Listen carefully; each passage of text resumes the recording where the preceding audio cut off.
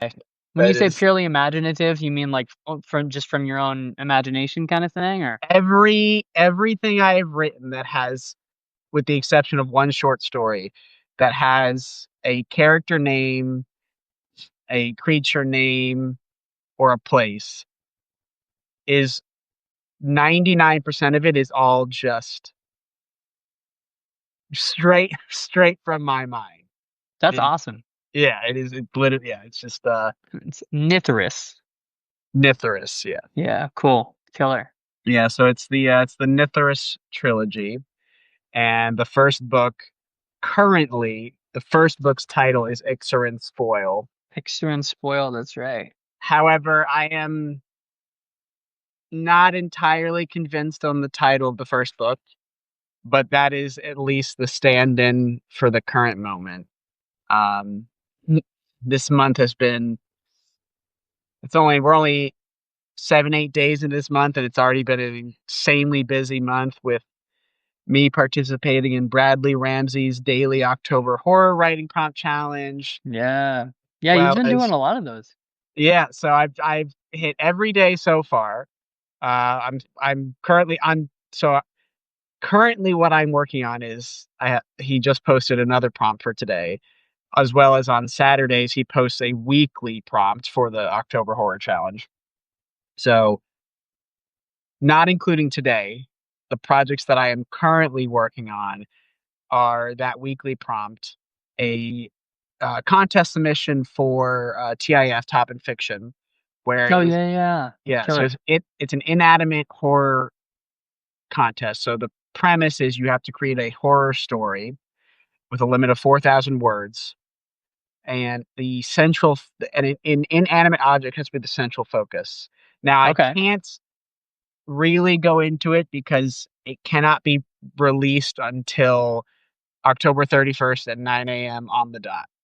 However, what's cool about that is the winner of that contest, and even if the winner of that contest gets a free entry into an even bigger contest, which will be judged by a slew of people, as well as a very renowned horror author, Tannerith Dew. And the winner of that contest gets a custom handmade trophy, interviews with publishers, like real connections. So that's Awesome. cool. And then after that, obviously the book itself I'm working on. Um, I don't really have a set time frame Yeah, for. how much of book one have you got done? Of Ixie and So Spoil. I Ixer and Spoil, sorry. so for the first draft, before I really go back and revise and edit it, or have someone revise and edit it and have people beta read it, I would say I'm probably about 4 or 5 chapters in, and I'm looking for around 180 to 200,000 words. So I'm roughly 30 or 40,000 words in. Um, Okay, so you got some time. oh, I do have plenty of time. I would like to have the book finished by October of this upcoming year, because it'd be a with my style of writing, that would be a good time to get that published. I'm also not going to self-publishing, so I have to tackle that battle as well. Yeah, that's a Yeah, whole own path, you know. yeah, Sometimes that's like a 2 or 3 year path. yeah. So, and even if it's done before October of next year or after, that's really not the concern. The concern is I am not going to release the book in its entirety as a physical book until it's ready. I am doing serialized releases of each chapter, the essentially the single edited and revised versions of the chapter for paid subscribers on my Substack. But what's important to note for people that do paid subscribe and read those is, while that is the current iteration of those chapters, it does not mean that those will be the final chapters. Yeah. All of my books that I write specifically, so my short stories will always be free, but my books specifically will be available for my paid subscribers as a way to get early access to those books. And it's also a way to see the raw form of my stories before they go through that nitty-gritty editing, revising, making it more palatable to readers. But there are certain things I won't remove from my writing for the sake of publishers and agents. My style, my voice, all of my writing is written, as I'm sure you can tell, is written not in your stereotypical block paragraph uh, fictional writing. Yeah. I write in short stanza, free form poetry, and I do this for a reason. One, because I like the way it looks, but it's deeper than that. The reason I write my works in a free form epic poetry is because I want the readers to stop. I want them to really take in every line because an issue. So I love to read, but an issue that I have with fiction books specifically is you can kind of find yourself really losing track of what you're reading in typical traditional fictional writing because you can just read through it really fast and then you got to go back and read it over and over again. This stops you from doing that. Yes, you can speed read through it, but it's you don't really get the same weight if you do that. So Yeah. that's why I write like that. Yeah, for sure. Yeah. I mean, I don't know how much of Moonthread you've seen, but I do a similar thing for different reasons. But why don't you do you have some excerpts ready? So I do. I will be actually working on a new world building post here in the next 1 or 2 days. But I figured I would do a special treat for the people that aren't necessarily paid subscribers and give you a little snippet of what I have for chapter 2 so far. Yeah. Chapter 2 in its current entirety will be released on Sunday. And chapters will be released. The serialized version of the chapters will be released every 2 weeks or dependent upon when I have finished them. But I figured I would give people a peek. I'm not going to give the backstory to chapter 1 because I want people to, view the work. But I can at least personally attest that I'm very happy with the results. So Yeah, let's hear it. let's see here. I gotta scroll all the way up. It's a very big document. All right, so chapter 2, Revelation. There is a distinctive sound of metal on porcelain, booths and tables full of unique individuals, all scarfing down a quick bite to eat, sipping steaming hot coffee, their faces concealed by the wafting tobacco smoke that filled the very essence of the room itself, and worn out, dusty light bulbs. A waitress approaches a small booth, tucked deep in the corner of the old and shabby diner. The deep, dark brown curls of her hair bob up and down as she walks towards the booth. She smooths her plaid 1950s era dress, a relic of a forgotten time in this distant future. As she reaches the table, she pulls out a digital pad and metal stylus. Tibus looks up towards the waitress, a stack of damp papers and tan file folders all strewn out in front of him on the table. Orpheus sat across from him, an Ixorus personal holographic digital screen stretched out in front of her. A vast disparity to Tibus's technologically void way of life. Before the waitress could even get a chance to speak, Tibus gruffly utters suddenly, "Coffee. Black." He stops for a moment, realizing the impoliteness of his action. "Please." Letitia swipes her hand in front of her, that digital screen dematerializing away from view, into a small silver ring on her right pinky, engraved with the letter I. "I will take whatever hot tea you have, please. Extra honey." The waitress jots several things down on her digital pad before smiling politely, then turning her head back towards the kitchen. "I see your taste in beverages has not changed a bit," Tibus says to Letitia, letting out a light chuckle. He reaches inside his coat, pulling out a fresh, thick, pre-cut cigar, twirling it between his fingers before pulling out his dusty and ancient lighter. Biting down the cigar, he slaps the lighter against his thigh, creating a sharp spark before a dull, yellow flame shoots from the end. Tybus lights his cigar, puffing in and out to get a good draw on it, giving her a kind-hearted smile all the while. You only have yourself to blame for that, Tybus, she replies, unable to contain her smile, brushing her silver hair behind her ears. It's not my fault.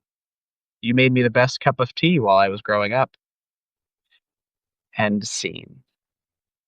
Nice. Yeah, so I don't want to spoil all of chapter 2, but I do want to give No? people I do want to give people something at least. Um so for those that don't know, and for you yourself, which I assume you're familiar, but I'll just kind of give you a refresher. So the book is set in the city of Nithris. Nithris is in a fictional world similar to Earth itself, but parallel in a sort of way. Nithris is a vast, vast, sprawling city. I want you to think the state of Texas. Hmm. That is the sheer size of this city. Yeah. And the city winds maze like. Oh, you there? The time. So the city is set in the year 2045. But as you go from the innermost section of the city outwards, time seems to bend backwards until on the outermost edge, everything's ancient, decrepit, eldritch. But Yeah. on the reverse, as you go inward, that time and future shows through. And then Tibus and Letitia are the two protagonists of this story. I cannot and will not reveal the antagonist because the antagonist is the fundamental core concept, not of just this book, but of the series as a whole. Yeah. But Tibus and Letitia are the quintessential protagonists, and they have a very unique bond that I don't quite want to spoil, at least for those that have read it, they understand. Um, Yeah. it's been teased in the world building posts that I've done, but they are, Yeah, I love this the mid tiers you say like industry and ash. And I love, Gothic arches, but they're plastered with holographic signs. It's pretty yeah. epic. So a It's way that I definitely could like a vibe. Yeah, so a way that I could describe it to help you and other people visualize it. So if we start on the outermost edges, I want you to think of an old 1800s style Victorian town meets The Shadow over Innsmouth by H.P. Lovecraft, Okay. but far more decrepit, Not crumbling. his racist poetry, his Cthulhu Correct. stuff. Yeah. Horrible person. Yeah. But he was a horrible person, but he was undoubtedly one of the most foundational and essential writers, not just for horror, but writers in general. Horrible person.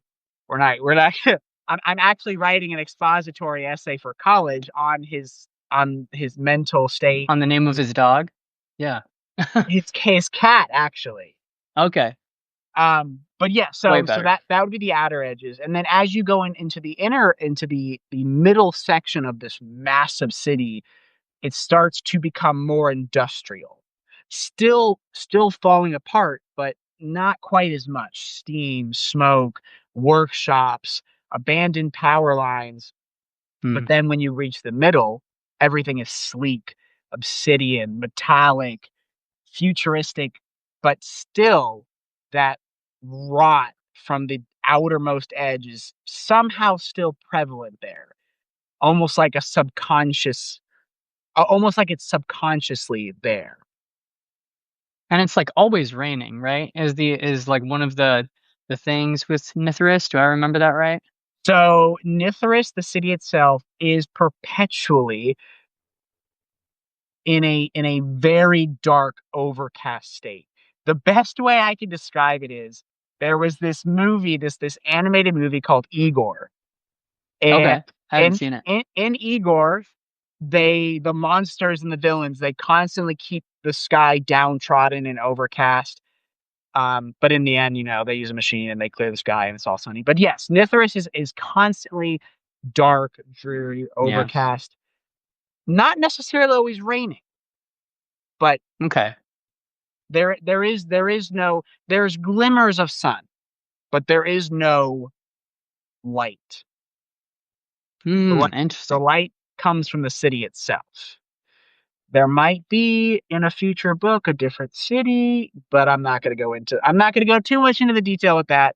I'm still focused on this one, but Sure. yes.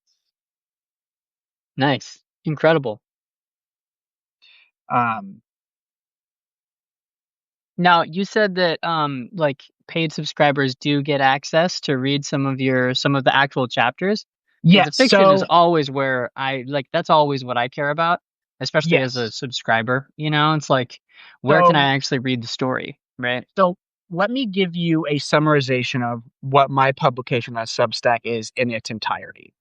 So as a Yeah. free subscriber, you get access to 99% of everything. Every short story, every prompt, every chat message, every note, every contest submission, unless it's restricted for whatever reason, you have access to.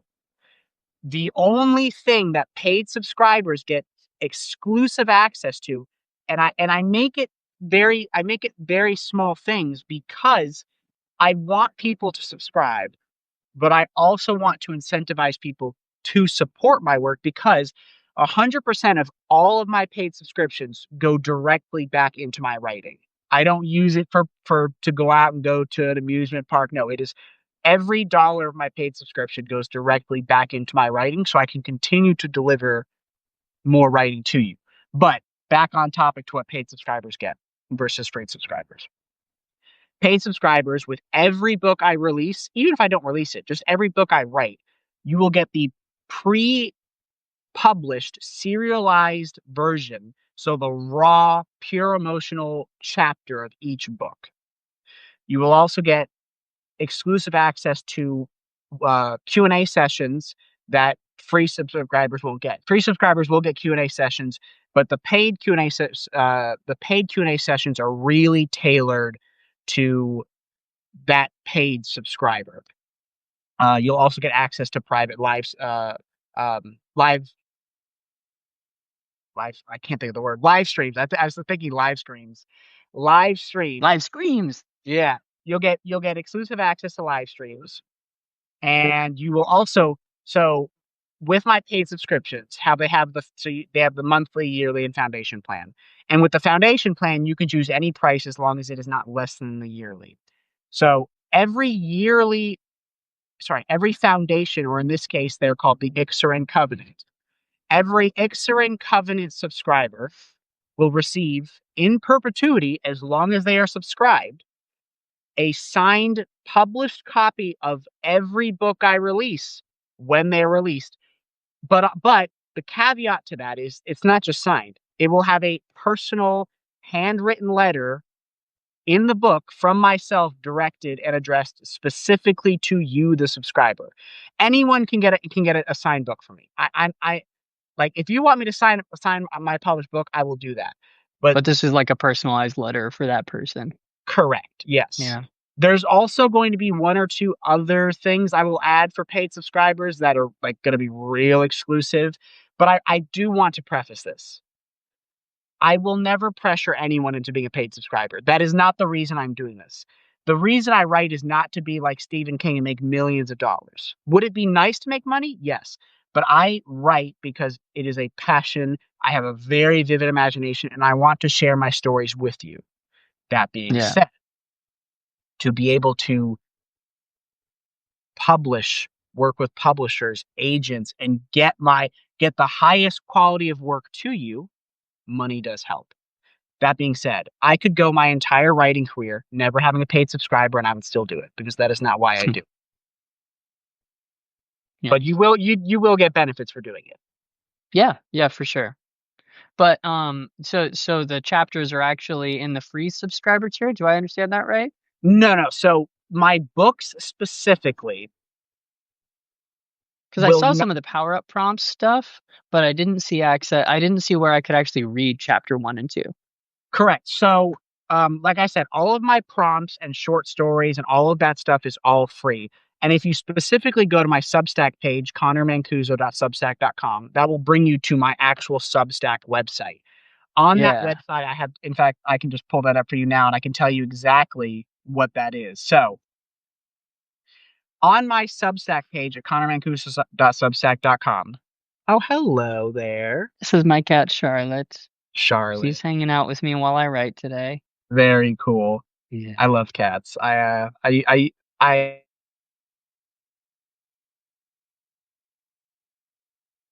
Can but you say that last part again? I on missed it. my direct Substack, I said Siamese cats are my personal favorite. Oh, my first two cats were Siamese cats. I love Siamese. I love them.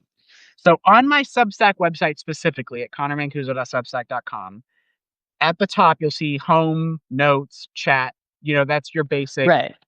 Now there are two other sections. There's the Nithris trilogy and the essays and other creative writing. Right. In the Nithris trilogy, you'll have all of my world building posts and announcements that are completely free, but But you the will also trilogy isn't there. you will also see Ixarin's Foil Chapter 1, The Silence Begins, available specifically to paid subscribers. So back to my point for my books and chat and serialized chapters. That specifically is for paid subscribers because you are getting months and months early access to this book. Yeah. Yeah, a year. Because if you're Yeah, planning on yeah, next October. exactly. You're getting a year, up to a year early access to this book. Not only that, you're not getting the refined edited publisher change draft. You are getting the first raw edited draft of these books. So that's where you can find those. Um, it is up Really? here, and I do see that two people have liked it. So I do know that two people have read it. So it is there. Um, you can also just go to my Substack profile directly, go to posts, scroll down, and you'll see it. And like I said previously, all of my serialized fiction chapters for my books will be released on a bi-weekly basis on Sunday at 11 a.m., dependent upon where I'm at. So obviously I'm going to release them as I have them. But if I'm still working on the most recent chapter, I will let everyone know, hey, Yeah. still working on this chapter. It's going to come out at XYZ day. Um, so yes, there is the serialized chapters for the books free to read, but I want to give as much as I can to my free subscribers as humanly possible. And I Yeah. and I do. Genuinely, when it comes to writing specifically, there is only one thing that is locked behind the paywall, and that's just the serialized It's the chapter. fiction. Yeah. Correct. Yeah. But if you'd like, let me see here. I do have a couple short stories from my recent daily prompts that I've been doing for Bradley Ramsey's challenge that I'm not sure if any of the viewers here have read, and I would, if you'd like, I'd love to read one of them. Yeah, Uh, please, please. And also, thank you so much. We've got 11 people here. Substack's live kind of sucks with chat because it's so small. But if you guys have any questions for my good man Connor or for me or about process, about outlining or world building or anything like that, feel free to ask. I love talking to people. But in the absolutely, meantime, yeah, I would love to hear some more fiction. That's what I'm yeah. here for. So I actually do want to bring up one minor point. So people that have read my works and my stories know that world building is something that and I really really don't like being overconfident. In fact, personally, I very harshly critique myself when it comes to my work. But one of the things I can say I'm proud with is world building. So another advantage, not necessarily to paid subscribers, but as a way to support me, is for a very, very nominal fee, and I mean very nominal. I'm talking $10 for an entire hour. I will help you world build, character build, an entire story, book, you name it, I'll help you. So that's just another thing. But That's in awesome. regard in regards to the stories, pick a number 1 through 3. 3. 3? Lucky 3. Ah, okay. So that is the very Lovecraft inspired one. So is my most recent one. So Do it. Give this us one that was eldritch horror. yeah. So this one is entitled Lanafna, which in Yeah, I saw in that actually. I Realian, haven't read it, but I saw it. yeah. So in Realian, it roughly translates to "save us" or "please save me." So here we go. Anna clung desperately to her brother Adam's side, corralled into what appeared to be a line of seemingly random people, survivors of an even stranger world ending event, of which no one had any answers. Everything around them was in utter ruins, a shell of its former pristine glory. The heavens cried out as rain bellowed from the gaping maw of the sky, seeping and soaking everything to its very core. Droves of people crammed together like a can of cheap fish. They were systematically surrounded from all sides, wrought iron walls, fences vibrating with a clearly lethal current, officers with a skin pale, sickly gray, cold, barking dogs gripped tightly, leash in hand, each defense layered within the other, more dangerous than the last, as if desperately trying to keep those poor souls inside. For what reason, Anna and Adam knew not, only that they were told over and over, follow those in front of you. It is for your health and safety. Adam had tried to protest that they had rights, freedom, liberty, that they should know what is really happening. The only reply he received for that statement was a swift, cold, calculated shot to the stomach with a stiff iron baton from an equally cold guardsman. Anna cried out to her brother, Adam, why can't we go home? I want to go home. I don't like it here. Her cries stung Adam, stung him like the sting of poison oak, a pain his childhood years were all too familiar with. However, he couldn't offer her any answers, any comfort, only the reassurance that whatever was happening, he would not leave her side. The guards constantly scanned the snaking line of citizens, desperately searching for something. Yet, what it was they were looking for, Adam's thoughts screamed yet, what it was, I'm struggling here. You're Yet, good. You're doing great, man. yet, what was it they were looking for? Adam's thoughts screamed into the void. His eyes briefly met one of theirs. He looked away in fear, now transfixed firmly on the feet of those in front of him. And the seemingly endless line of people, each more confused than the last, all approaching a makeshift checkpoint, one which surrounded an old, massive churchyard. With every painstaking step forward, Anna's grip on Adam tightened, practically cutting off the blood supply to his arm. Even at her young age, her strength was insane, Adam thought, not thinking more on it, more than that brief passing thought.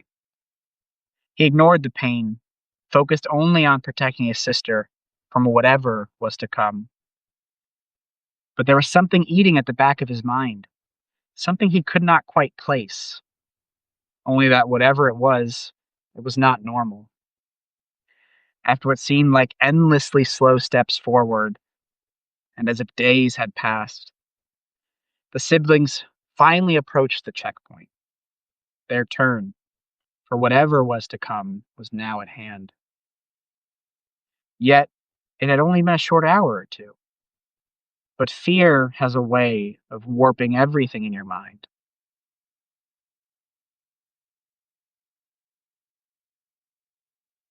The siblings, exhausted, drenched, fear filling their bones, stepped into the checkpoint. Various machines of an unknown origin surrounded them. Lights and scanners whirred to life as they approached. Then, finally, they stepped through. Adam's face slowly went through it all: exhaustion, confusion, fear, and finally, understanding. A horrid, mind shattering understanding. This was not just some random assortment of people. It was a ploy to keep something hidden. It was not meant to instill fear. It was a quarantine. Every previous layer of defense seemingly more frightening than the last. It was not there to intimidate, nor to shock. It was to keep something from getting out, to contain the potential cause, the cause of the seemingly unknown surrounding catastrophe. Anna's grip tightened on her brother, now leaving a visible bruise. The fingers on his right arm had started to go blue from the lack of blood. Yet, he still did not notice her grip, or the pain inflicted by his sister's fear. His mind purely focused on protecting his sister from the fear now realized before them. He had not even looked directly at her since the ordeal began, not so much as a glance in her direction. He had been so focused, so possessed by the chaos around him, the thought of looking into Anna's eyes never occurred to him. That's when the culmination of the insanity of the last few hours reached its pinnacle. All of the machines, scanners, and devices of the now horridly apparent quarantine hummed to life and screamed a sound of dreadful warning as the siblings passed through the arches. The guard's entire demeanor shifted from one of disdain and hate to one of utter horror, realizing just what had walked into their presence. Adam could not have reacted to what had happened next. It happened so fast. A blur of panicked movement. 4 guards, each of increasing muscular stature, gripped Anna's delicate frame, attempting to wrench her from Adam's side. Adam's voice cried out in agony as Anna's grip tightened even harder. Her screams filled the air. A loud crack rang out from within him as his forearms snapped with a sickening groan. Desperately grasping his bruised, mangled, and now shattered arm, his gaze now finally drifted toward his sister, his once frail and tiny sister, who was now being pulled towards a sealed door by the guards, struggling as if their lives depended on it, fighting desperately against her inhuman strength. That's when Adam saw it. Under the rain-drenched hood of his little sister, her once tiny, sweet blue eyes had all but vanished. In their place, 2 black, hollow spheres. Her skin, once fair and pale, now a sickly green, as her back arched in resistance to the guard's pull on her small frame. Help me, brother, help me. Don't. Incomprehensible language. She cried out, her voice deepening, uttering words he knew not the meaning to, as the once sealed door slammed shut, sealing her within its hollow walls. Anna, Anna, Anna, Adam cried out one final time before his injuries took their toll, his eyes fluttering as he laid on the rain-soaked earth, looking one last time at the now sealed metal door before him, before fainting, slipping into an ethereal unconsciousness. Nice. Killer. So, Killer work. yes. So for those that just joined, like Anthony and I said before, if you have any questions about anything, please feel free to ask.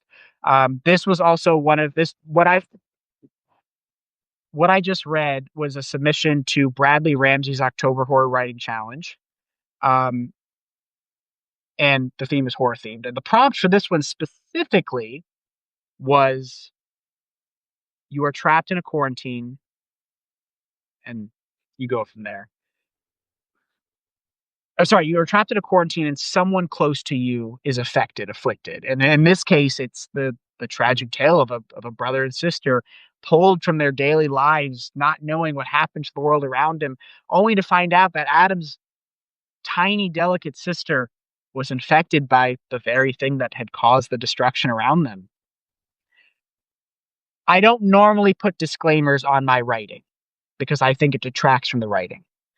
But Okay. I did, in this case, put a disclaimer about how this was a horror piece involving a child because, that can be a very tense and touching subject for a lot of people. Yeah. But I wrote it in this way not to scar people or to get a dramatic effect. No, I wrote it in this way to show that even those around us, those tiny, delicate, innocent, doesn't mean that their innocence shields them from the horrors of the world around them.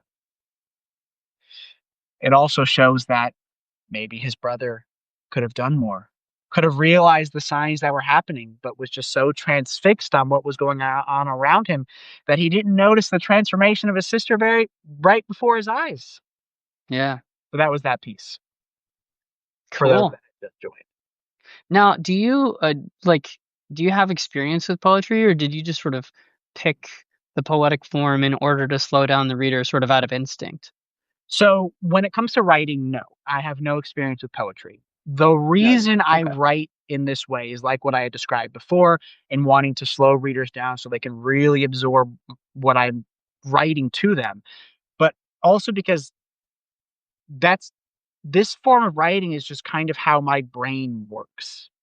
It's how I visualize words. So that's why I wrote in it.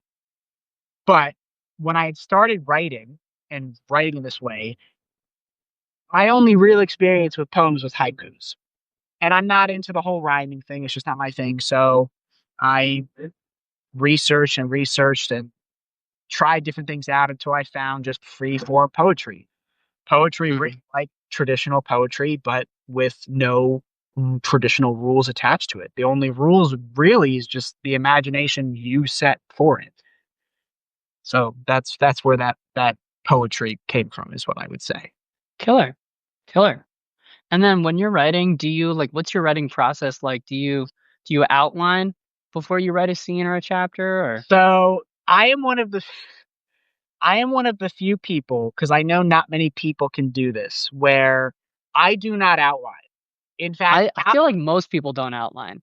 I have yet to talk to a writer who's an outliner like I so am. before I get into my writing style, here's my reason why I don't outlining to me hinders my writing process as it constrains my imagination into these set boxes. Okay. Whereas for me, my writing process is for my so we'll go into my book later, but for the writing prompt specifically, I just let my imagination run wild, and I will just write a very, very, very rough draft. Then I will go back through it and put my flair into it, fix things, fix the pacing, the flow, the dialogue. I There's no constraints to my writing. I just blurt it that from my imagination. And the same applies to my book itself, although a little more strict because of the length and the fact that I don't have a prompt, and the entirety of the world of Nithris is my imagination. So the only thing I have to go on is my imagination. But yes, I don't outline, I don't paraphrase, I don't make flow charts or anything like that. Okay. I just let it flow. That's Yeah, I feel like most people in this day and age tend to be discovery writers because a lot of people feel like outlining restricts them, which is just always fascinating to me. There are some people that can do outlining, but like I said, for myself personally, and I'm sure for other writers like myself, it just feels like I'm trying to constrain what I'm writing into boxes. And then once I put them in those boxes, well, that's what I have to write about That's interesting. now. Obviously, you can go back and change the outline, but Yeah, my brain cannot disconnect those two things. I like I was an actor in a former life, like God, more than a decade ago now. Sure. I was an actor, and like as an actor, when you're doing text analysis, the outline helps you bring out colors in the script. And I like to, when I'm teaching people to write, I'm like, hey, this outlining method that I teach, it's all about ugly truth. Where am I in comfort and stress, and where am I in denial of an ugly truth? And then if I can locate that in a story, in a scene, in a trilogy of trilogies, I can drop into the scene easier. I can drop into it like an actor. I can access immersion faster, I you know? think I think it's easier for outlines when it comes specifically to acting and televised content and scripts. It's worked Primarily, really well for me for books. yeah. I just gotta say. But I think for me, the outlines are really quintessential for script writing and acting specifically because you are not just reading and immersing yourself, you are fully immersing yourself in that. So having that added descriptor really helps. But like I said, there really is no right or wrong way to write. I'm No, sorry. of course. No, Tools, not rules. there is one wrong way to write, and that is being like, "Hey, Chat GPT, write me this." I Well, you're not writing, you're prompting if you're doing that. You're not a writer, you're a prompter. I really, really, really, really strongly hate AI for a variety of reasons, mainly because it sucks the soul and joy out of writing. Yeah. I will contest the fact that specifically in things regarding grammar, so grammar that you're not familiar to, I can semi contest that fact too, but I'm still not on really fully on board with it. And the point of writing, and like I said, there's no wrong way to write except for AI. The joy of writing is you are sharing your rawest imagination and soul with those around you. But when you use AI to do it, you're not sharing anything of yourself. Someone else is sharing it. Yeah, I just prefer to talk about things that I'm actually interested in. I Exactly. like AI, I'm like, I just don't wanna talk about it, you Yeah. know? No, I completely understand. I just wanted to make that one caveat. No, Uh, absolutely, and I'm not trying to tell you what to talk yeah, about, but I'm just like, I have no opinions on the matter.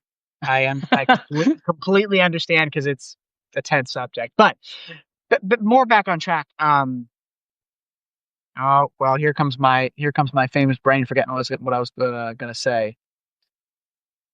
Probably outlining for the whole novel, you were talking about how it's different. That wasn't what I was gonna talk about, but yes, we can go back to that. Yeah, so like my novel itself, I guess in a way it does have a semi sort of outline.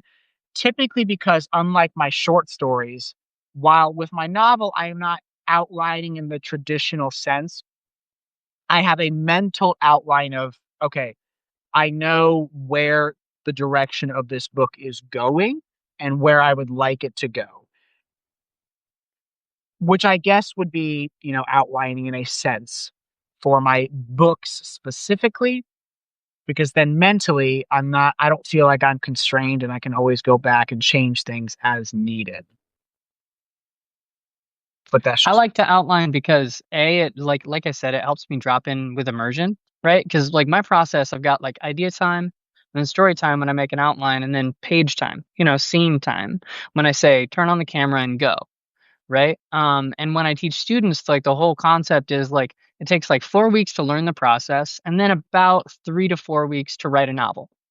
And so like this helps you like once the outline is done, there's not more that you can do because you say, who's there? Okay, next stop, demonstrate what they want and demonstrate what they deny. and then a stress point, three adventures, ugly truth moment, and then you wrap everything up in the second half of the circle.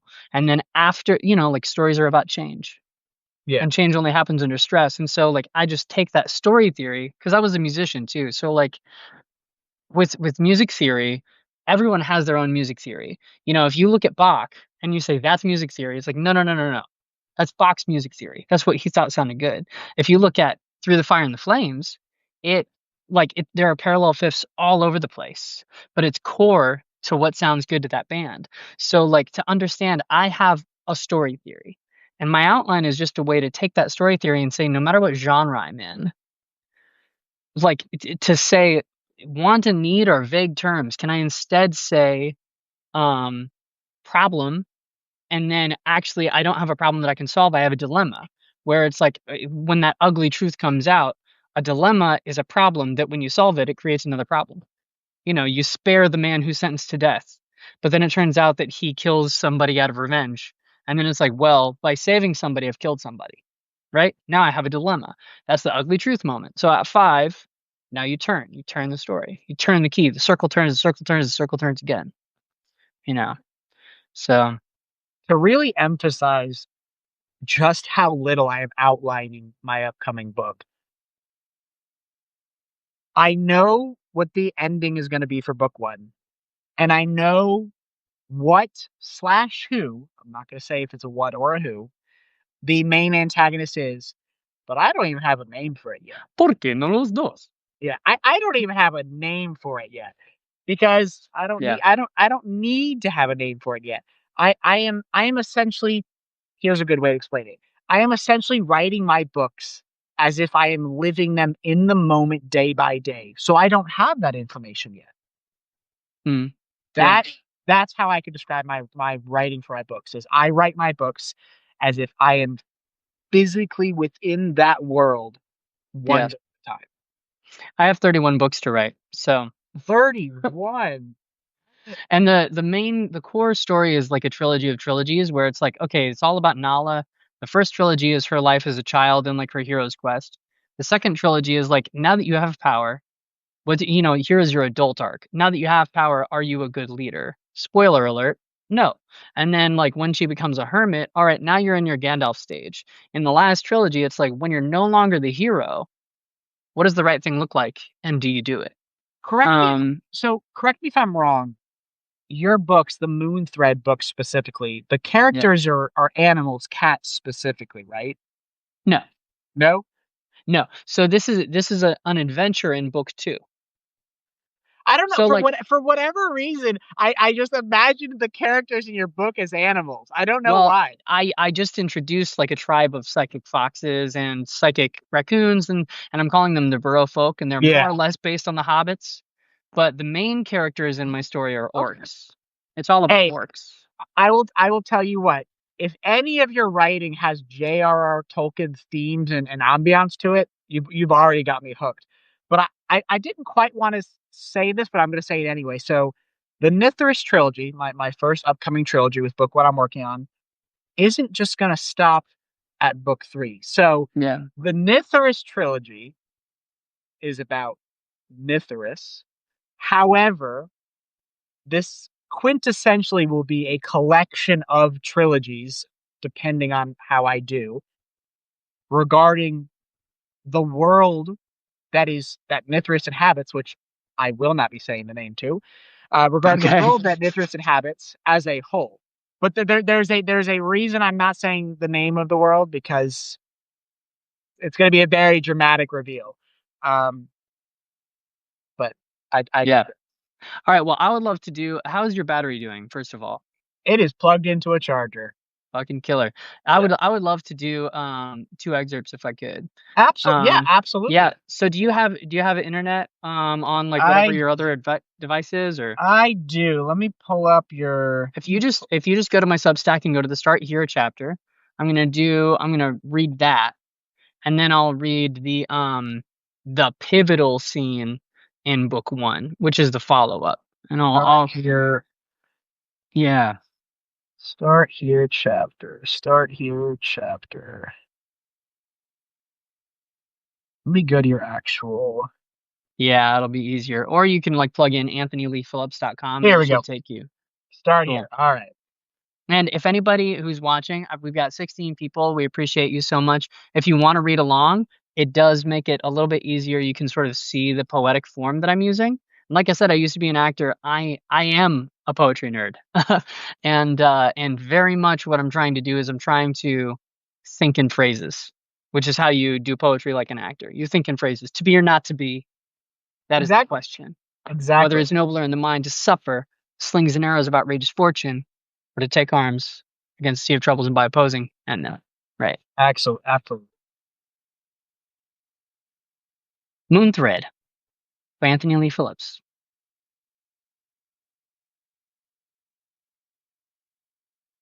Once upon a moonful night, there was a girl who was an orc. She had gold slitted eyes and dark green skin. Her black hair, when light touched it, drank it in. And when she turned 11, she began to have true dreams. Circle turns, the circle turns, the circle turns again. Prologue.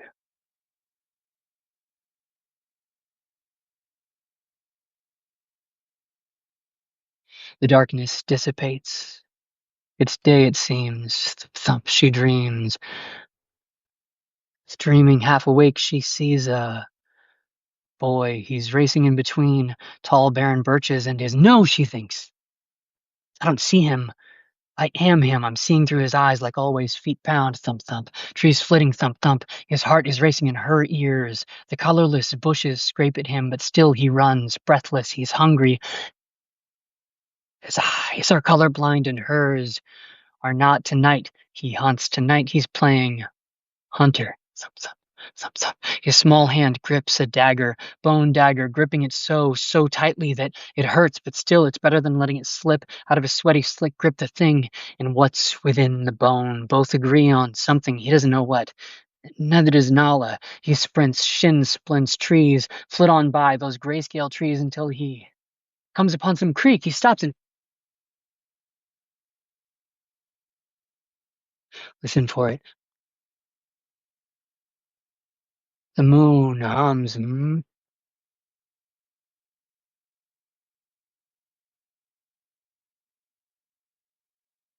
the brush, his eyes pursue it. He goes after, chases, fast feet, something furry, thump, thump. Where is it, thump, thump? There it, thump, thump. There it goes, but wait, where? I just had it, I thump. I just had it, I thump, but it's gone. Idiot. No, you're not, she thinks, slow. Too slow, clumsy. Hunger's clawing quite loudly as his stomach starts twisting. Yeah, the dagger's hissing, scolding him. The dreaming girl flinches, hoping they don't know she's there. The grayscale grass is poking up through every hole in the poor boy's boots. The grass is wet, but not alive, so it's a greasy wet. The wasted grass is sharp as nettles. And the angry dagger whines. I know, he's screaming. Then the boy kicks into action once again, running a little too fast through flitting trees on greasy grass. Then slip! He falls.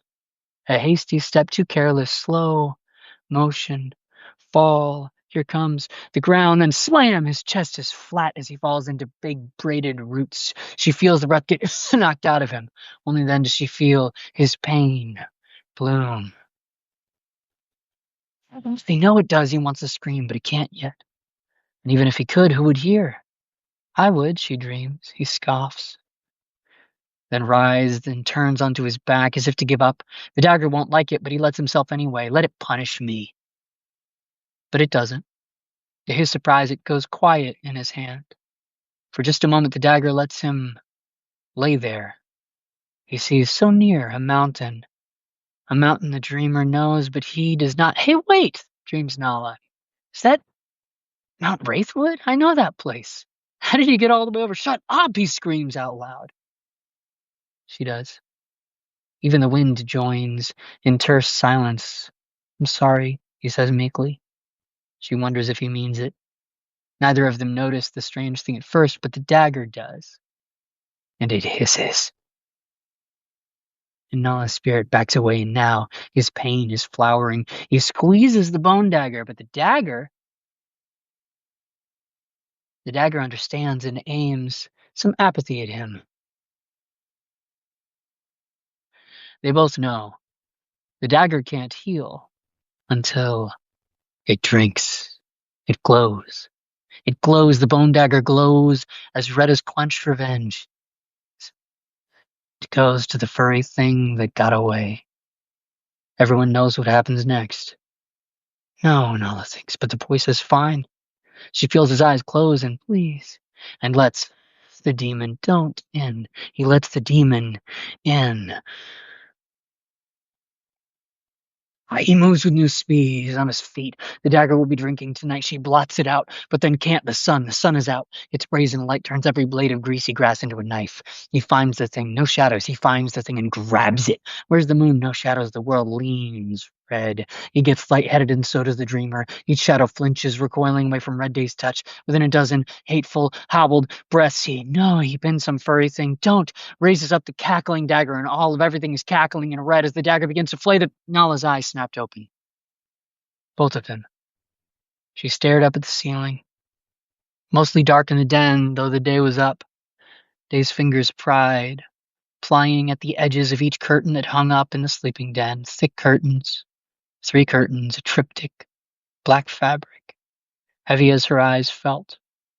Nala looked up at the symbols, surrounded by moons, how they yawned, like 6 open-mouthed cauldrons. Thump, thump, thump, thump. It's just a dream, she thought. Nala didn't know how to still her own heart. The curtains were magic, and Nala was lucky, at least back when she was 11. The curtains kept the day at bay and kept young Nala safe from sun and blood, from many things. Each curtain had her family's symbol, sister moons, one full, one empty, half dreaming, half awake, the sigil of her mama and her gran and her gran's great-gran, and so on, back, back, back to the daughters of Ubru. Nala half remembered, half made up a memory of when she'd watched them stitch those sigils. That was back when Nala was just a baby, and the cottage was smaller. They'd made them by hand. Nala wondered why they still did things by hand, and she knew both her mama and gran could do magic. She wasn't sure she'd ever understand it. Nala studied one of the empty moons, the one the sun was right behind. Somehow she knew. So the curtain let no light pass through it. Still it thump. Well, it looked like they'd made all the empty moons out of black thread, though it was the darkest black they had. Even that was not as black as Nala's hair was. Nala's black hair drank in all the light that tried to touch it. She turned her scratchy eyes to the full moon and looked for any trace of color. Full moon was always made out of moon thread in Nala's house. Moon thread was a simple delight, nothing special, just fun. It was gray in the day, but at night turned all colors. Sometimes it changed quickly like hummingbird wings. Sometimes all the colors went slow like the soil that breaks to give way to a little spring sprout. Nala used to look at those curtains all night, studying the colors as they changed instead of sleeping thump thump. But the day was thump thump, getting in and thump thump, thump thump, thump thump. It was day, but still they pulsed just more softly. But it's thump thump by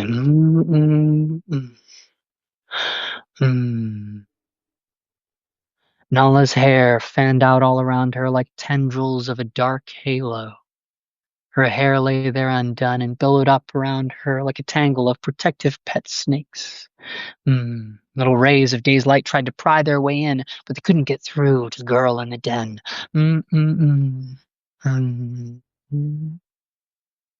Okay, Nala thought. She heard the wind hiss, but it felt so very far off. And sleep. And sleep took her. It was just like the best hug that Nala had had. She let her eyes, just a dream, get heavy and just hoped she wouldn't dream. That was fantastic. Thanks. Yeah, so that's mostly what the trilogies, 3 of them are about, is that girl who is like, we meet her at Harry Potter's age, but she turns into the sort of dark Gandalf of the world. Yeah, the imagery you use is, albeit different than mine, but Thanks. still just very, very, very well done. The way you write is both similar and contrastingly to how I write in regards to how we describe things around us, whereas you take a more literal approach to your surroundings, the environment, the things that are happening, whereas I take the more visceral, psychological, and guttural way of describing things. But things like that, they complement one another. And Yeah. I can definitely see in some of your other chapters that I read where your approach to describing things was a little more similar to like how I described it, how I made the comment about the circle of trees and all of that, just the more philosophical and metaphorical things. But I mean, like I said, is like I'm sure you're very well aware of my writing is greatly inspired by H.P. Lovecraft's work. Yeah. Um, Well, I love George Martin, and Martin loves Lovecraft, but like the thing that Martin does really well that I sort of try to mine, the thing that I try to say, like, how is this passage working? Like Brand 3 and Dance with Dragons, I'm like obsessed with that chapter. Right. And like the Cathay chapter in Pat Rothfuss's Name of the Wind, they sort of do similar things where it's working on three levels. It's working on the reader level of like this is what is in what I'm reading at the speed that the character is thinking. Right? So some parts slow way down, almost to slow motion, and some parts tumble or even disappear. And like Nala, the magic system is all based on emotion magic in my world, and it's all based on the Enneagram. So each of the 9 types on the Enneagram, yep. whether it's the anger triad, the fear triad, or the embarrassment or shame triad, each of those 3 types in those trees, each one of them has their own sort of magic system.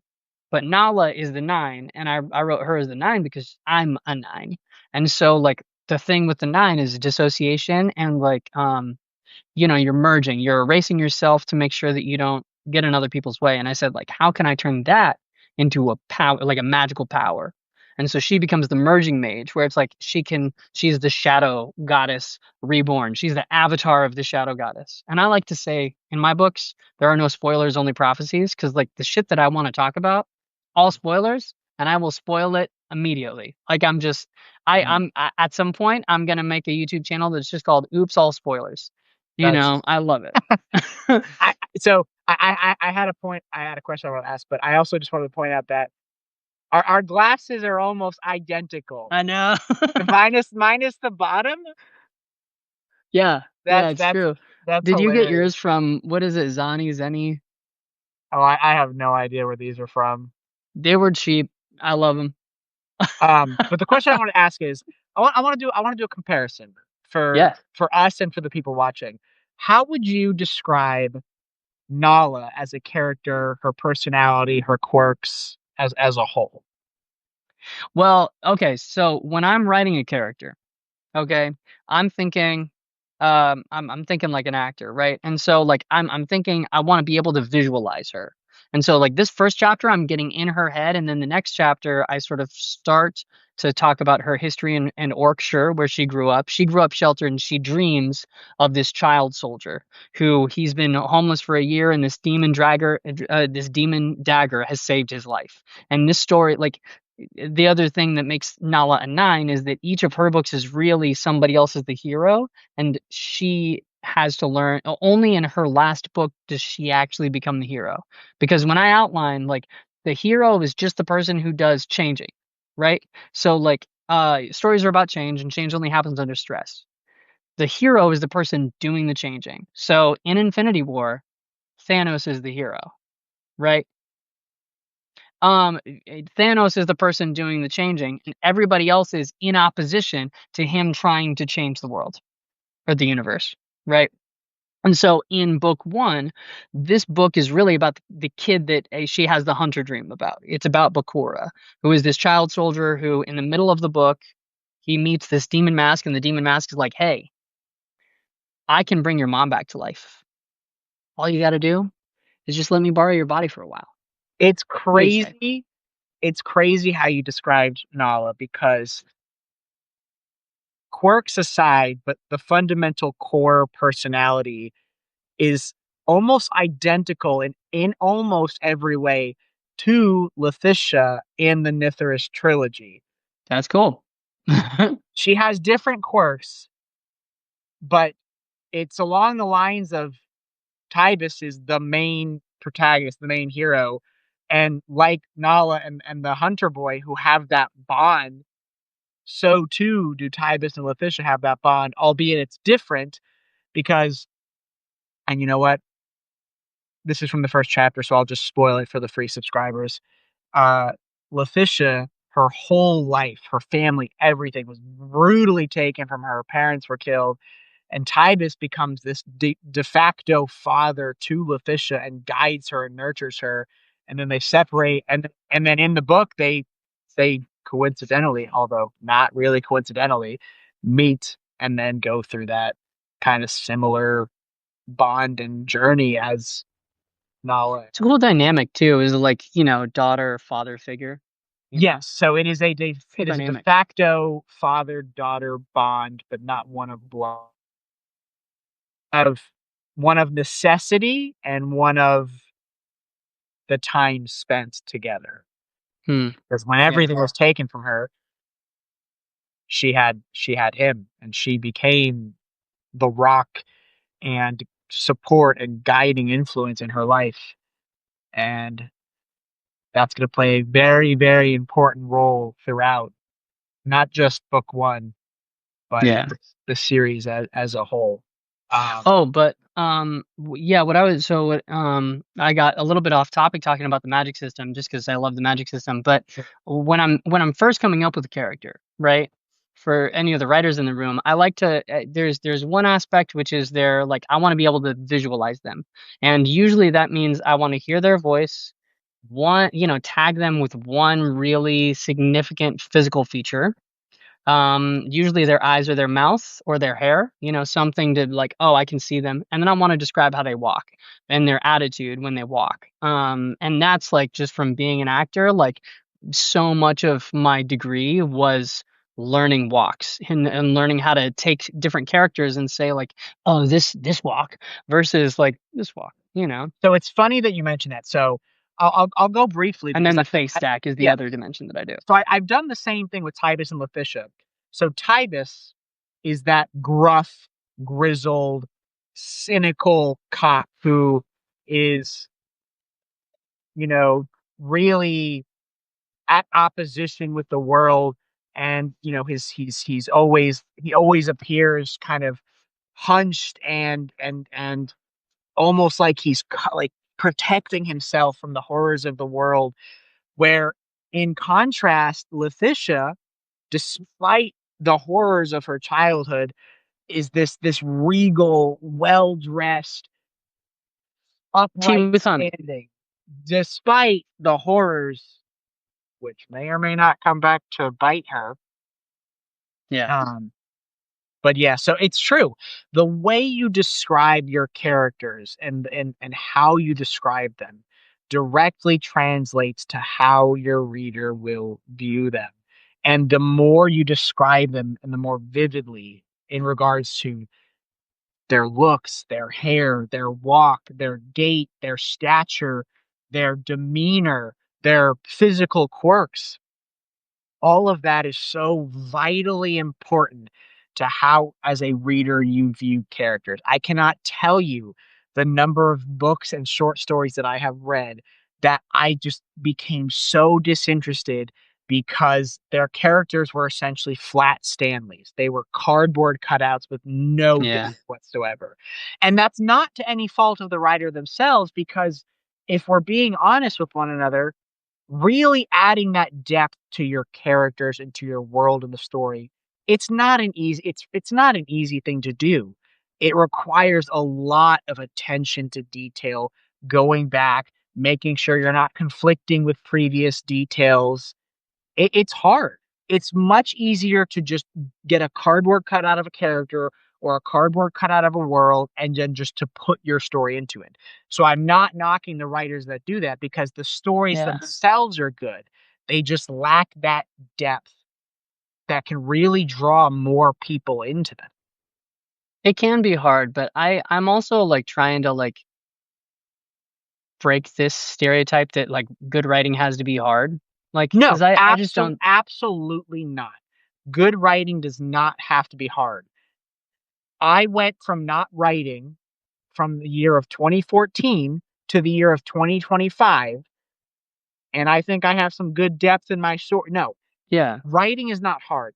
Writing is never hard. Writing fundamentally boils down to the imagination and effort that you put into it. And yeah, effort does not have to be difficult. Effort is quintessentially just the time you commit to something. It's as simple as that. At least that's just my personal thought. yeah, yeah. In acting school, I remember being really into Daniel Day-Lewis, but like I was like I can't do that process, right? And so like I spent most of Cornish like trying to figure out how do I get those results without doing that process? And a lot of people like the common wisdom is like you can't, right? The process is what makes the thing. And it's like, well, I figured out a way to do something like it, you know? I focused well, I'm still here. uh okay, cool. Yeah, Um, my the reason I kept cutting out is because I had an alarm for 12:40 when we were gonna start, and it kept going off. oh, I went into my clock to turn it off because it was I love driving it. me crazy. But like right away in when I started to write fantasy, my totem text, I like to have a totem text where it's like if I don't want to write, I like to have a book that I know is going to make me want to write. So that I can read a couple chapters and then I be have like, "Oh, I can't wait." I have You a know? book. Yeah, I have a book exactly like that. I had a physical copy of it, but lost it. Just rented it from the library the other day, and that is just H.P. Lovecraft's collection of works. Yeah. So for me, it was Pat Rothfuss, but Pat Rothfuss is sort of infamous for, it's him and George Martin are in the same boat where they've taken like 14 years to release their next book, and neither of them are ready because both of them are discovery writers who are Yeah, writing 300,000 word books. yeah. I mean, Rough, rough. That's a rough place to they're be.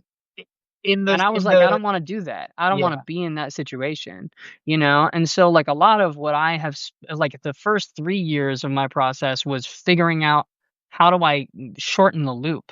How can I make a loop that creates words like Rothfuss but release like Sanderson, you know? I agree. There's in the science fiction part of literature specifically, there are so many book series that have been with us over the course and still being worked on over the course of decades upon decades. Like there are some, like for instance, one of my favorite uh science fiction series of all time is the Warhammer 40K series. Right. Talk about Over immersive. 200 books and counting, not including light novels, comics, serialized fiction, and short stories. So That's we're never probably gonna end though. Like that's part of the joy of it is that it's like the world is gonna propagate. yeah. And that's something I want to clarify where with the Nithris trilogy and the subsequent trilogies after it, it will come to an end. It will come to a culmination and it will come to an end. That does not mean that just because that story ends that another won't begin. But I think there's something poetically beautiful about taking a series, a book, a short story, and ending it, and then starting something new. Yeah. That's not saying I don't love the series like Warhammer or all the other extensive series that I will never finish in my short life on Earth. But that's just Yeah. One of the reasons that I was excited to like have so many books, right?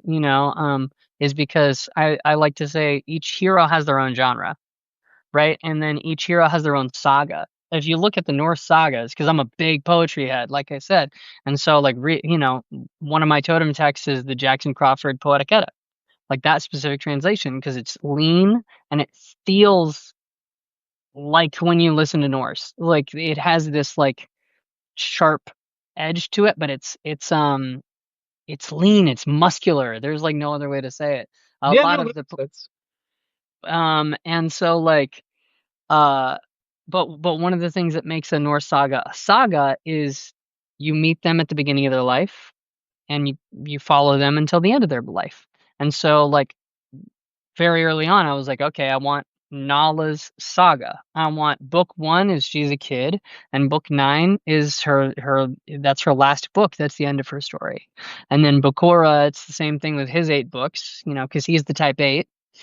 Paka will have his 5 books, but each of those 5 books are really like a compendium, like an RPG compendium. So you can play these caster classes in D&D with, maps and adventures and journals.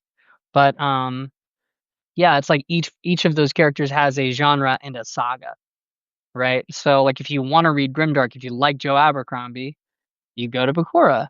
You don't really go to Nala for that. You go to Nala for the poetic shit, and then to see a stoat hag mind control a kid and make him crawl into a burrow, Yeah, which you're there's gonna tomorrow. yeah, there's something good about a writer getting out of their comfort zone and writing in multiple genres. Something I think that's necessary. And while unfortunately I can't do it this month because it's October and it's spooky season, um, I will say for my readers and potential future subscribers and readers that while my books specifically are will always be very Lovecraftian, very horror-esque, my short stories will not always be horror and make you uneasy. It's just I started Substack right before October, so that happened. But I will say I have some very, very good short stories planned for the month of November, December that are really, really going to be tied into familial bonds, friendship, love, all of that. Things to look forward to. But my What books, would you say like makes something good, like makes or breaks something, makes something really good or makes something really bad? Do you have like, oh man, this is not art, or this is art? so Do you have like a I would say it is not the product itself that makes something good. What makes something good, in my opinion, quintessentially, is the level of soul, your heart, what you pour into art. Whether that is a painting, whether that is a book, a short story, a poem, what makes something good isn't the grammar, isn't the attention to detail. It's not even if it's perfect. It is what are it's you the putting intention? it is the intention and what you are putting into it. I don't Hmm. I don't care if something I read is rife with spelling errors and punctuation and grammar errors. I don't care if I look at a painting that looks like it was drawn by a 2-year-old. What makes something good for me is like what I said. It is the intention and it is your heart and mind that you put into it. Anyone can be a writer. Anyone can be an artist. Anyone can do it, can be a good artist. You just Right. have to step out of your comfort zone. And I think what helps me specifically is I am a very extroverted person. So I really don't care about putting myself out there, but that can be hard for more introverted people who want to feel like they need to reserve and hold that raw intention. But the thing I can say to aspiring artists or writers is no one is going, besides trolls, no one is going to look at your art and hate you for it. You Right. might get some critiques, you might get some trolls, but the most important thing about any form of art is, are you doing it for yourself because you enjoy it, or are you doing it to seek the satisfaction of others?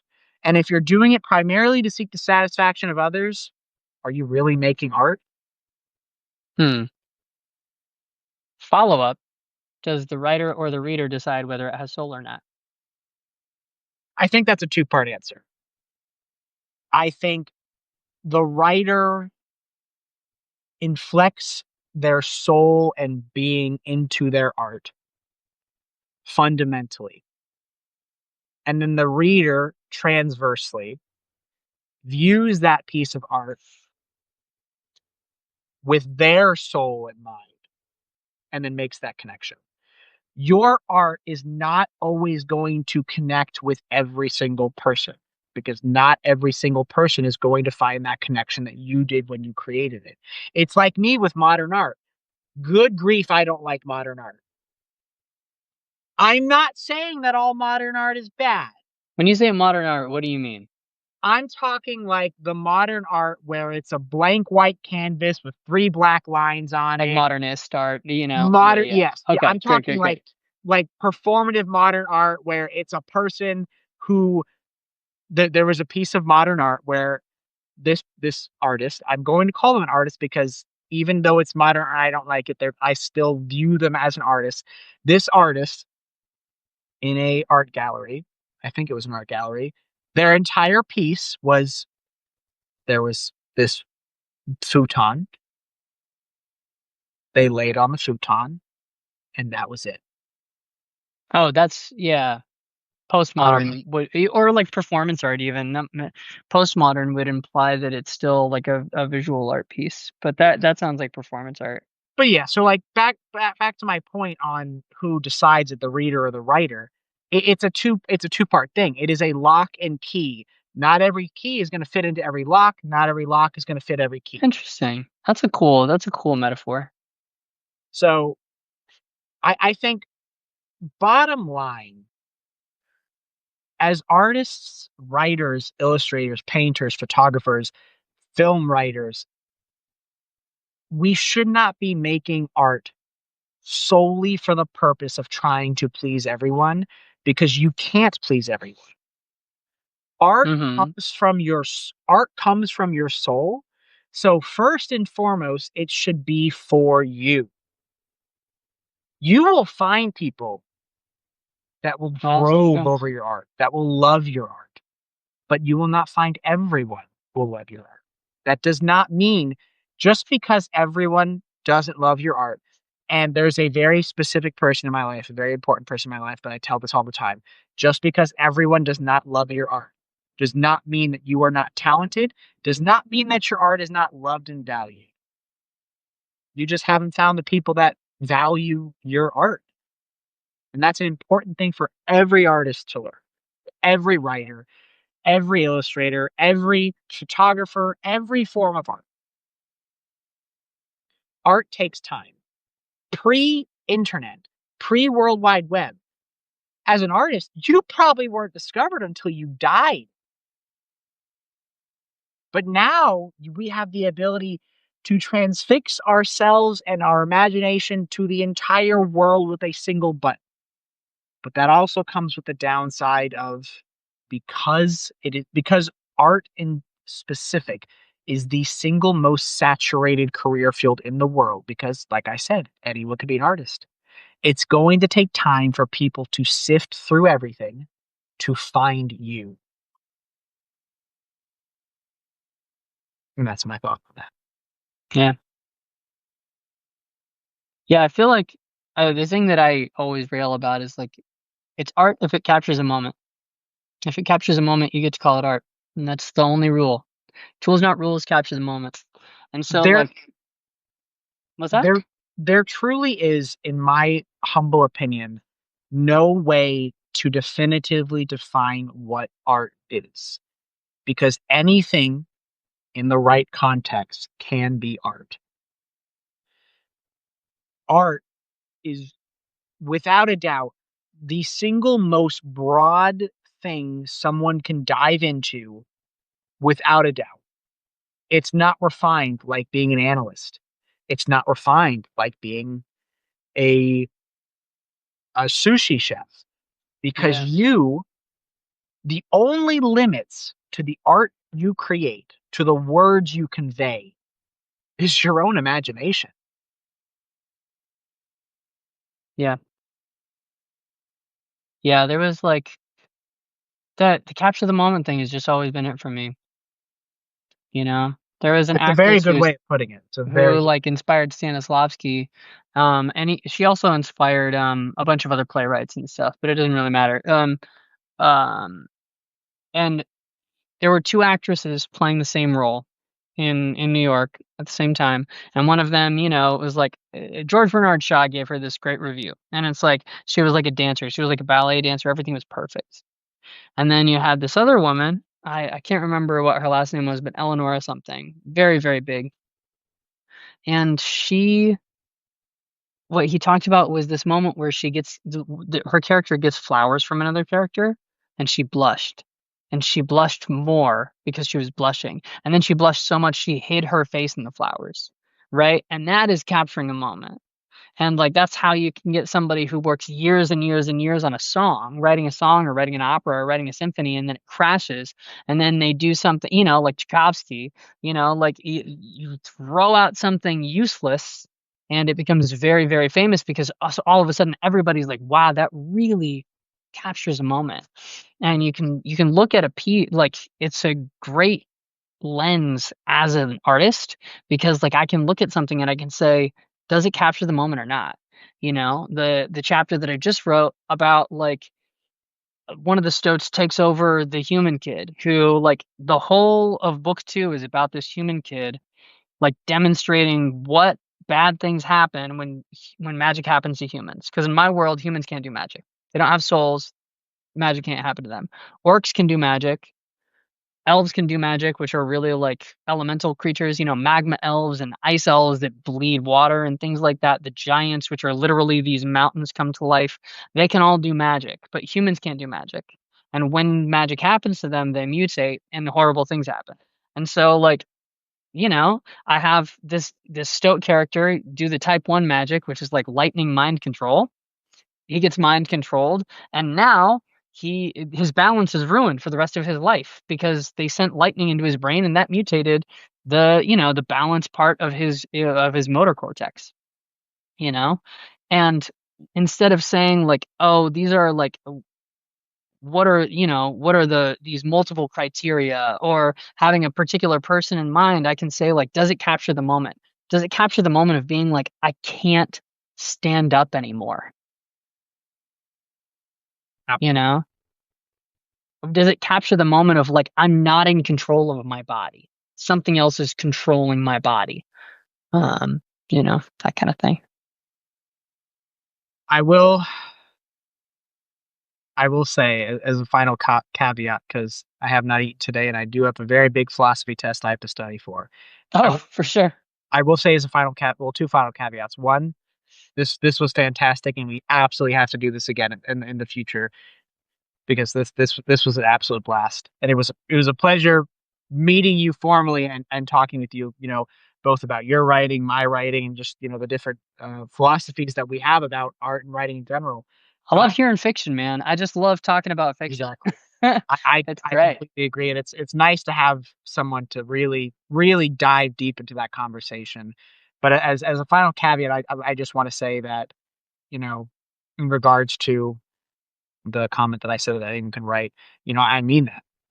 I Oh yeah, for sure. like I said, I graduated high school in 2014, didn't write anything outside of a text message or an email for gosh, almost 12 years. And I've had a New York Times best-selling author tell me that my work was fantastic in the short amount of time I've been writing. If that doesn't tell you that you can't, if that doesn't tell you that you can write, that you can create art, then nothing will. I also would like to read a very short little poem I did uh, today. Actually, it was a continuation of a line from another Substack publisher's work, but I think it really ties off everything that we've talked about today. These words hold stars within their syllables, thoughts within their light, wisdom within their brilliance. These words root us throughout the cosmos, eternally binding us to something greater than we can fathom. These words are the rock we build upon, the crutch we lean upon. These words look back at us, and with each word left spoken, a star is born into the ethereal night sky. Nice. So, just wanted to leave everyone watching with that. And like I said, it's been an absolute pleasure. I was ecstatic when you contacted me wanting to do this, Yeah.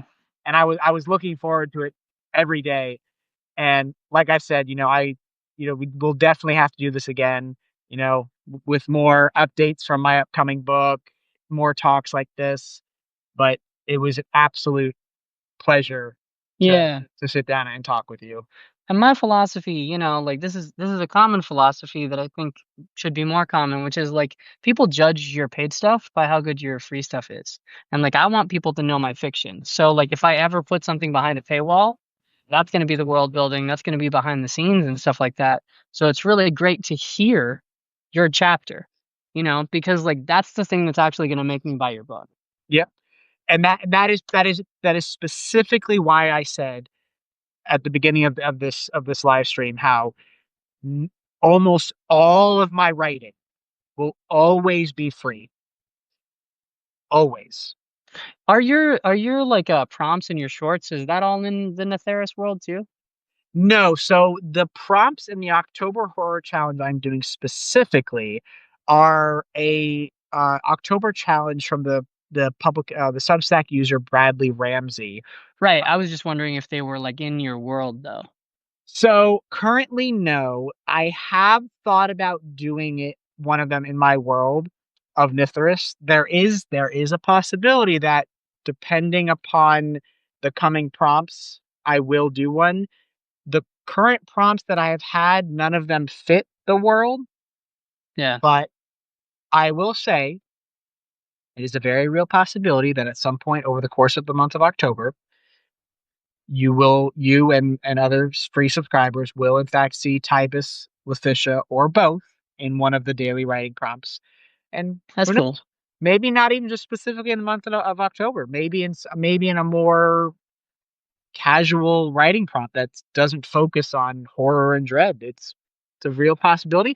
I don't want to promise anything, but I will say that it has the potential. Yeah. I want to be careful with that because I don't want I want people to get it while I want people to get excited about the book. I also don't want to leave them with no questions answered to where when they get to the book, then they're just like, well, I already know all this. So I will say that if I do prompts in the world of Mithras or Tibus and Letitia, it will probably be a separate story from the books themselves while still in the same universe. Yeah. Well, thank you, Connor, so much for being so Absolutely. generous with your time. Yeah, And thank you, absolutely. everybody who's watching. And, I've seen we've got 19 people now. I'm very, very grateful. I did want to shout out Dan Daw in the comments as an artist. And I've got to say, one of my favorite things about Substack is the art community on here. I think that, like, it's just going to lead to like a next level of, of cover art, of character art, of concept art, and like I'm sourcing all of it from Substack basically. I So big shout out to Dan Yeah. Dodd. Dan is I do awesome. actually want to do two shout outs now that you mentioned that. So the Yeah, first shout please. out is I want to shout out Bradley Ramsey, another insanely talented writer like Anthony, who is He does a great interview consistently, too. yeah, thank you.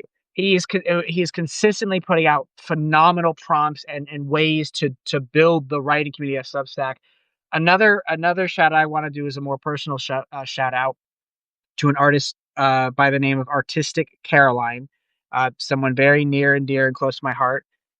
And she is, in my opinion, one of the most talented children's illustrators I've ever seen. She makes wonderful watercolor paintings. Yeah. She's working on her first standalone children's book and a color and just a whole bunch of other projects. But I want to shout out those two specifically. Both of them are on Substack, and both of them you should absolutely take your time to check out. Um, but yeah, that's it. Anthony, Yeah.